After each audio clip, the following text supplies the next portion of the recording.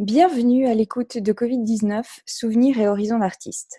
Ce podcast est dédié au regard d'auteurs photographes sur les effets de la crise sanitaire dans leurs projets et dans leurs pratiques photographiques.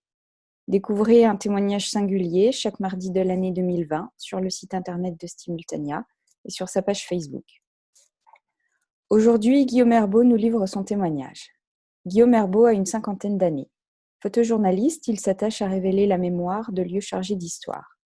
Il vit à Paris. Bonjour Guillaume, merci de participer au podcast de Stimultania. Bonjour. Pour commencer, parlez-nous de l'intérêt ou de l'utilité que vous trouvez à votre position d'auteur-photographe aujourd'hui dans la crise que nous traversons.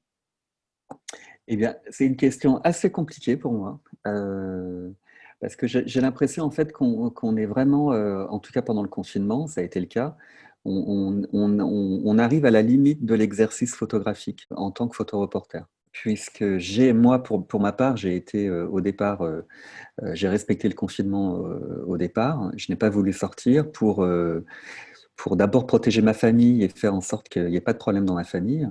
Et puis après, quand j'ai pu, je me suis dit, il fallait que je commence à travailler sur la période de confinement. Je ne pouvais pas raconter ce que les photographes, les photoreporters commençaient déjà à raconter en allant dans les hôpitaux, en photographiant dans la rue, etc., etc. J'allais rien rajouter de nouveau. Donc en fait, j'étais confronté à, à mon quotidien. Donc en fait, la première réflexion, c'est d'abord, j'arrive à une limite photographique. Comment lier l'intime à l'universel, comment faire en sorte qu'une expérience qui est partagée par tout le monde devienne intéressante pour tout le monde, alors que tout le monde connaît la même expérience. Voilà, donc l'intérêt en tout cas pour ma part, l'intérêt pour un auteur ou un photographe, c'est de se poser ces questions pendant le confinement et pendant cette crise du Covid.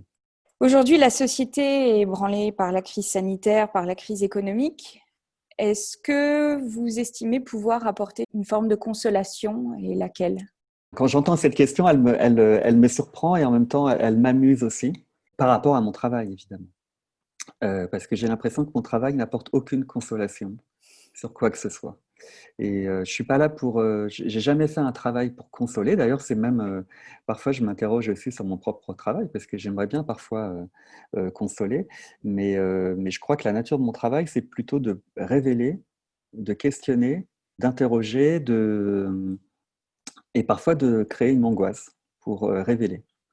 Donc, je n'apporte aucune consolation et ce n'est pas du tout mon but. Qu'est-ce que vous inspire le mot lien ? Actuellement, Oui, dans votre travail.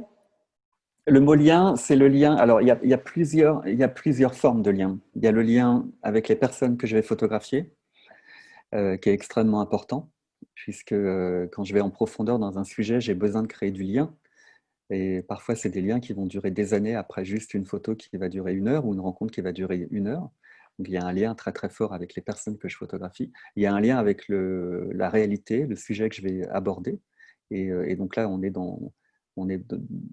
dans une sorte d'obsession, puisque je me questionne chaque jour sur le sujet que j'aborde. Et puis, je ne lâche pas un sujet. Je peux faire un sujet pendant 10 ans, 15 ans. Donc, c'est très, très long. Et puis aujourd'hui, enfin, et pas encore aujourd'hui, il y a le lien avec les spectateurs. Donc, comment montrer mon travail pour toucher le spectateur. Voilà. Et puis après, aujourd'hui, avec le confinement, il y a un rapport au lien qui est très étrange, enfin avec le confinement, avec le post-confinement, avec les gestes qui créent une distance avec les gens, avec le port du masque, avec comment raconter en fait le monde, avec ce monde qui est en train de se fermer, avec les frontières qui sont en train de revenir et avec les gens qu'on ne peut plus toucher pratiquement. Et ça, c'est quelque chose qui me questionne beaucoup. Par exemple, en reportage, je porte le masque, évidemment, comme tout le monde, mais j'ai l'impression en fait que le lien que j'ai avec les gens est totalement distendu, que je peux créer avec les gens est distendu à cause du masque. Donc je n'ai qu'une envie, c'est que bientôt on sorte comme tout le monde, hein, de cette pandémie pour pouvoir reprendre un lien réel avec les gens, en tout cas plus proches, quoi. Et à quel endroit vous pensez être sorti de votre zone de confort ? Alors en fait, curieusement, ma zone de confort, c'est quand je suis dans un milieu inconfortable. Donc, je me sens bien quand je photographie, quand je vais dans des lieux hostiles, où je sais que j'ai une part de danger.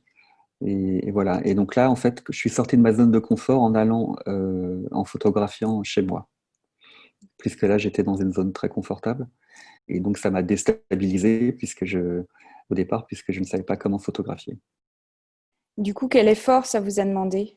Ça m'a demandé de m'obliger à photographier et à prendre cette gymnastique de la photographie, de me dire il faut absolument que je photographie tous les jours, même si je n'ai rien à photographier a priori.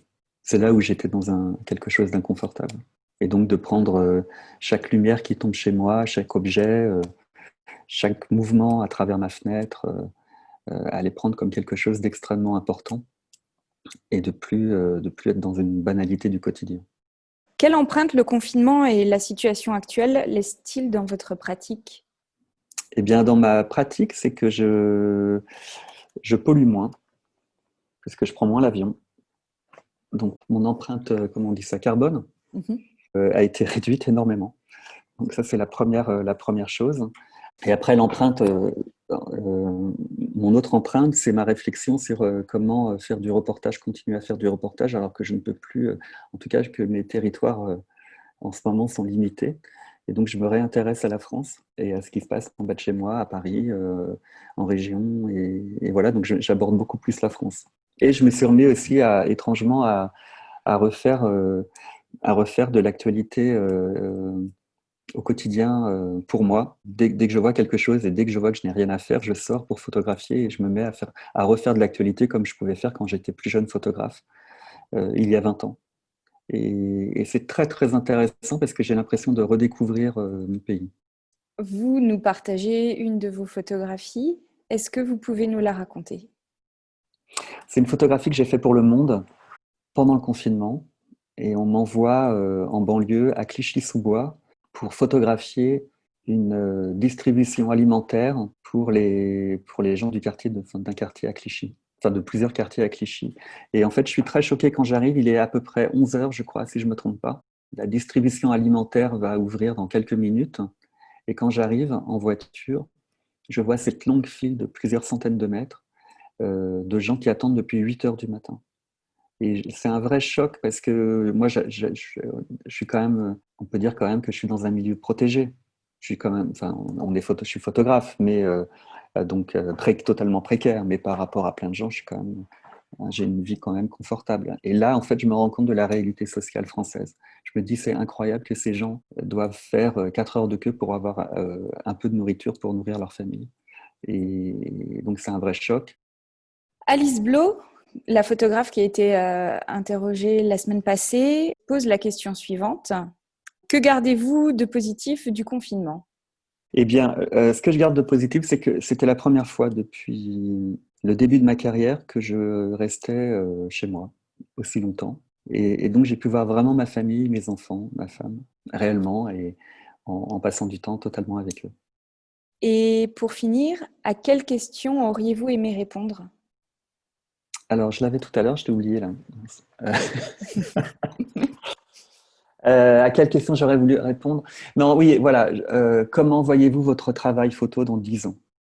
Ben, merci beaucoup, Guillaume, d'avoir partagé votre expérience et vos ressentis. Merci beaucoup. À mardi prochain pour un nouveau témoignage et pour écouter la réponse à la question de Guillaume Herbeau.